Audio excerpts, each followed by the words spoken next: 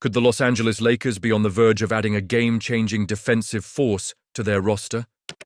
As the 2025 NBA draft approaches, whispers are growing louder about a potential second-round pick that could reshape the team's defensive outlook. Fans, get ready. This isn't just speculation, it's a thrilling possibility that could bolster the Lakers' quest for another championship. With a recent blockbuster trade that sent shockwaves through the league, the Lakers are looking to fill a crucial gap. Stay tuned and make sure to subscribe and hit that like button to keep up with all the latest Lakers news. As we gear up for the 2025 NBA draft, the buzz surrounding the Los Angeles Lakers is palpable, especially with all eyes on their second-round pick. Even though the Lakers won't be making a first-round selection this year, they seem to have their sights set on a potential gem in Mohamad Fay, a 6'10" center from Senegal, projected to go as the 56th pick. With the team in the midst of a significant transition following the blockbuster trade of Anthony Davis to the Dallas Mavericks for none other than Luka Doncic, the stakes are higher than ever. Now, let's talk about Fay. He's not just another name in the draft. He's a player that could bring a much-needed defensive presence to the Lakers. After trading away Davis, who was a defensive anchor for the team, the Lakers have found themselves with some gaps, particularly in their front court. Jackson Hayes has been impressive in stepping up, but adding Fay could provide that extra layer of depth and versatility that is crucial for a championship-caliber team. Fay's defensive skills are truly what set him apart. His elite shot blocking, ability and agility make him a nightmare for opposing offenses. Standing at 6'10", he combines size with remarkable mobility, which is rare for a player of his stature. This combination allows him to stay in front of his man and contest shots effectively, a quality I believe could significantly bolster the Lakers' defense, which has struggled in recent seasons.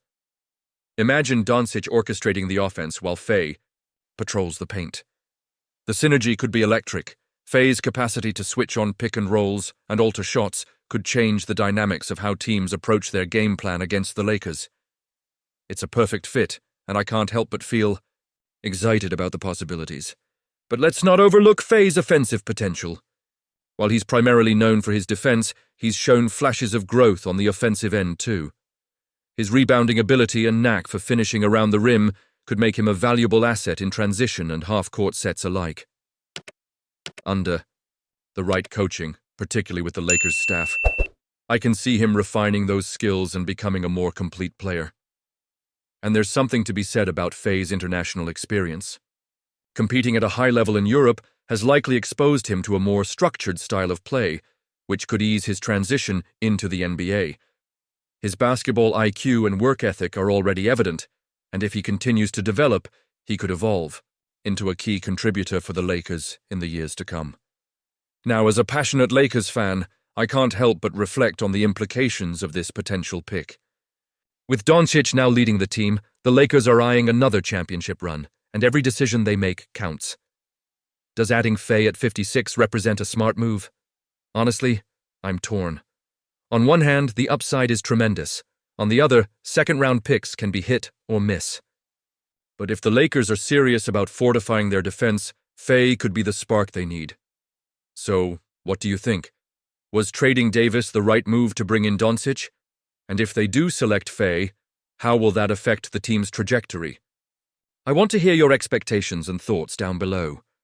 Are you as excited as I am about the possibilities this draft could bring?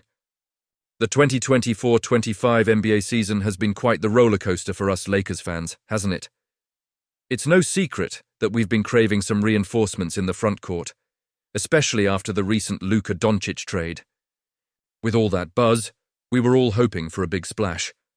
So, when the news broke on February 11th about Alex Len joining the Lakers, I felt a mix of excitement and skepticism. Sure, Len was a 12-year veteran with some solid moments in his career, and after the Mark Williams trade fiasco, it was nice to see us adding a big man to the roster. But let's be real, the whispers of doubt were hard to ignore. Many of us were concerned about his recent production, and as it turns out, those fears have been validated. Initially, the Lakers received a grade of C for this acquisition, and honestly, I thought that was a bit generous. The expectation was for Len to contribute minimally, which he has, but I was hoping for those sporadic bursts of intensity we've seen from him in the past. So far, he's played 5 games, starting in 1, and the numbers speak for themselves, averaging a mere 0.8 points, 2.2 rebounds, and 0.4 blocks over 10.6 minutes of play. It's tough to watch, especially when you think about the potential he had. His shooting percentage is a dismal 33.3% from the field, and his box plus-minus is 6.6 per 100 possessions. When you compare that to Jackson Hayes, who has an offensive rating of 136.4 and a defensive rating of 111.80, it's clear we've been underwhelmed by what Len has brought to the table. The lack of mobility at 32 years old is painfully apparent, and while that's never really been his strong suit, it's becoming a glaring weakness in our current system. Now, don't get me wrong. There's always hope when a player steps on the court. But the truth is that Len hasn't been able to provide the kind of depth we were looking for. It's especially disappointing when I look around the league and see former targets thriving with their new teams, making me question what could have been.